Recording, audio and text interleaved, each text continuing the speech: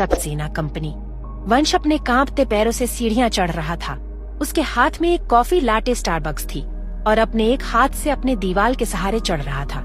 वंश परेशान होते हुए कहा, बॉस मेरे कितने जल्लाद है, ऐसा कौन सजा देता है? फर्स्ट फ्लोर से टॉप फ्लोर तक मुझसे सीढ़ियां चढ़कर जाना पड़ता रहा है। मेरे पैर की हड्डी के साथ मेरा आत्मा भी कांप रहा है। अगर इसे ज्यादा चढ़ा तो मैं कल हॉस्पिटल में दिखाई दूंगा या फिर पैरालाइज पड़ा व्हीलचेयर पर दिखाई दूंगा। मेरे बीबी बच्चे होने से पहले ही मुझे अपाहिज बना देंगे।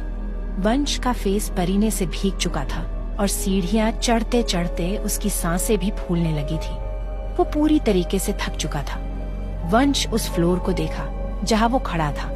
उस फ्लोर को देखते ही जैसे मानो उसे चक्कर आने लगा था और वो थक कर सीढ़ियों पर बैठ गया। वंश अभी टॉप फ्लोर के मुकाबले अभी आधा ही फ्लोर चढ़ा था और उसे अभी भी 5 बार और राउंड लगाना था। वंश अनजाने में ही लाटे का एक सिप के लिया। जब उसे कॉफी का टेस्ट आया तो कॉफी को तुरंत घबराते हुए देखने लगा और कहा, ये मैंने क्या कर दिया? मैंने तो लाटे को झूठा कर दिया।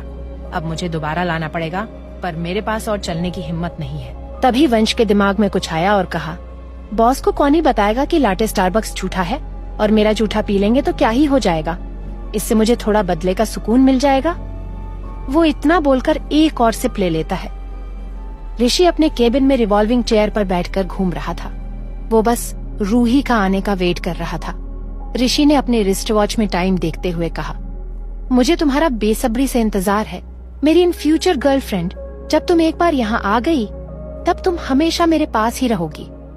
लग्जरियस रेस्टोरेंट में हसरत अपने एरोगेंट लुक के साथ सोफे पर बैठा था और उसके ठीक सामने जुनून और रूही बैठी थी। रूही रेस्टोरेंट को देखकर स्माइल कर रही थी। हसरत उन दोनों को अपने सख्त आंखों से घूर रहा था। रूही की आंखें घूमते घूमते सीधा हसरत पर पड़ी, जो उसे सबसे ज्यादा घूर रहा था। शायद इस वजह से कि जब रूही जुनून को सोफे पर घेरे पूछ रही थी तब उसी टाइम पर पहुंच गया था। रूही जब ट्यूलिप का बुके घर के अंदर लाई थी, जब वो घर का डोर बंद करना ही भूल गई थी, इसलिए हसरत के आने की मौजूदगी पता ही नहीं चली। रूही हसरत के नजरों को समझकर एक्सप्लेन करते हुए बोली, आप जैसा मेरे बारे में सोच रहे हैं ऐसा कुछ नहीं है। मैं तो अपने सोलमेट के दिल की बात जानना चाहती थी, इसलिए मैं ऐसा कर रही थी, पर उसके बोलने से पहले ही आप हमारे बीच में आ गए। हसरत उसे घूरने लगा और अपने सर्द आवाज में कहा, जुनून के पास जाने का हक सिर्फ मेरा है, तो किसी को भी मैं इसके पास आने नहीं दूंगा। जुनून हसरत की बात सुनकर उसकी आंखें हैरानी से छोटी हो जानती है। जुनून चिढ़ते हुए बोली, मैं आपको अपने पर हक जताने की कोई राइट नहीं देती, चाहे आप मेरे कुछ भी लगते हो। हसरत उसकी बात सुनकर उसे गुस्सा आने लगा। हसरत कुछ बोल पता उसे पहले ही रूही जुनून को गले लगाकर उसके गालों पर किस करते हुए उसके बातों में हामी भरते हुए बोली, हाँ मेरी सोलमेट, आपके होने से पहले ये मेरी है। रूही समझ रही थी कि उसके बिहेवियर को देखकर हसरत उसके बारे में गलत ही सोचेगा। रूही जानबूझकर हसरत को चिढ़ाने की कोशिश कर रही थी, क्योंकि शायद ही हसरत के मुंह से भी कुछ ऐसा निकल जाए जो उसके अंदर फीलिंग दबी हो। जुनून रूही की बात सुनकर उसे देखने लगी। वहीं उनके सोफे के कुछ दूरी पर एक आदमी अपने मुंह पर मास्क लगाए और अपने सिर पर एक ब्लैक कलर की सर्किल शेप कैप पहना हुआ था। वो इंसान कभी से उन सब की बातें सुनने की कोशिश कर रहा था, पर फिर भी उसे कुछ सुनाई नहीं दे रहा था और एकटक अपनी आंखें छोटी किए उन तीनों को ही देख रहा था। हसरत अपने डेंजरस आंखों से रूही को देखते हुए अपने कोट के जेब से गन निकालकर टेबल पर रख दिया और अपने सख्त आवाज में कहा, लगता है तुम दोनों को मेरी बातें समझ नहीं आ रही है। रूही को लगा हसरत फीलिंग एक्सप्रेस करेगा, पर उसने अपना गन ही निकालकर उनके सामने रख दिया। रूही डर से एक फीकी स्माइल के साथ बोली, हाँ मैं समझ गई, सोलमेट आपकी है, डेविल जीजू।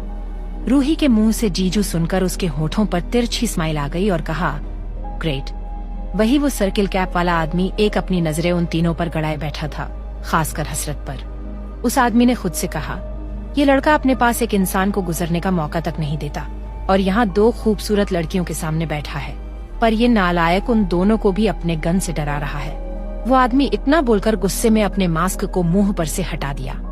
वो कोई और नहीं हसरत के डैड सोहिल जी थे और वो हसरत के बिहेव को देखकर उसकी जासूसी करने आए थे।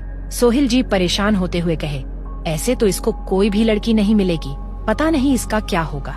तभी उसकी नजर रेस्टोरेंट के सभी वेटर पर पड़ी और उन लोगों को देखते ही उनका चेहरा सख्त हो गया। रूही हसरत को देखते हुए बोली, डेविल जीजू, जब इतना हैंडसम बनकर घर आए रहे थे तो आपने ट्यूलिप का बुके किसी और से क्योंकि भेजवाया?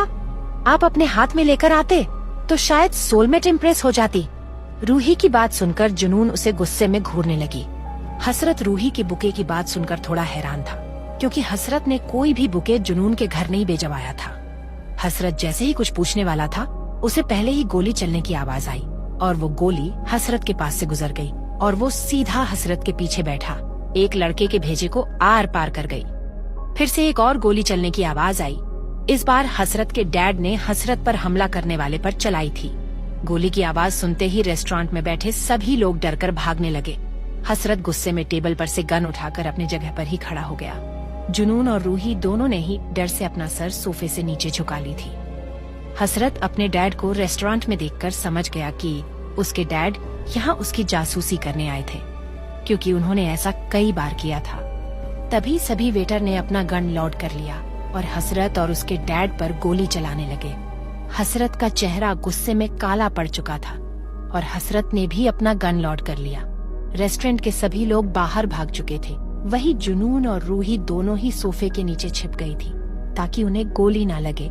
रूही डर से अपने कानों पर हाथ रख ली थी। जुनून को ज्यादा डर नहीं लग रहा था, क्योंकि उसे अब ये सब देखने की आदत सी हो गई थी।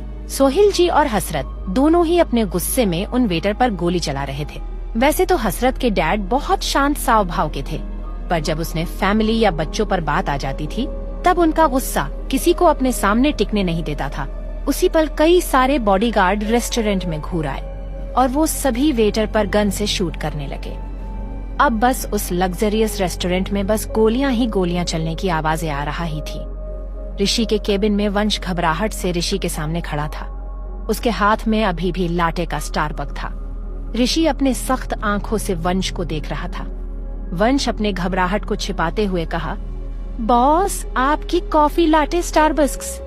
वो इतना बोलकर कॉफी को उसके वर्किंग टेबल पर जैसे ही रखने जाता है, वैसे ही ऋषि तुरंत एक तिरछी स्माइल के साथ अपने कोट के जेब से गन निकालकर कॉफी बक्स पर शूट कर दिया और वो गोली कॉफी स्टारबक्स को होल्ड करते हुए सीधा वंश के कमर से सटे हुए उसके सूट को चीरते हुए गोली निकल जाती है और उसका सूट आधा नीचे लटक रहा था। वंश अपने कपड़े को देखकर शॉक्ड हो गया। उसे अपनी जान से भी ज्यादा उसे अपने कपड़े दिखाई दे रही थी। वंश जानता था कि ऋषि उसे नहीं मारेगा, क्योंकि वंश उसके साथ 1 साल से पूरे वफादारी के साथ रह रहा था। वंश अपने आधे लटके कपड़ों को देखकर रोना सा फेस बनाकर कहा, बॉस, आपने ये क्या किया? आपने ये 5वीं बार मेरे सूट को फाड़ा है। मैं आपके जितना अमीर नहीं हूँ कि मैं हर रोज नए नए कपड़े खरीदूं और पहनूं। ऋषि उसके कपड़े को देखकर हंस रहा था। वंश बस अंदर ही अंदर गुस्सा करते हुए रह गया। ऋषि ने कहा, तुम डिजाइनिंग कंपनी में काम करते हो और इतना सिंपल और खराब सूट पहनकर आओगे? तुम्हारे इस सूट से कंपनी का और मेरा रेपुटेशन खराब हो जाएगा, इसलिए जाकर तुम डिजाइनिंग टीम से बात करके सूट्स ले लो। वंश उसकी बात सुनकर हैरानी से कहा, बॉस, आपकी कंपनी इंडिया की नंबर 1 डिजाइन ड्रेस कंपनी है। एक सिंपल कपड़े से आपका और कंपनी की रेपुटेशन कैसे खराब हो जाएगी?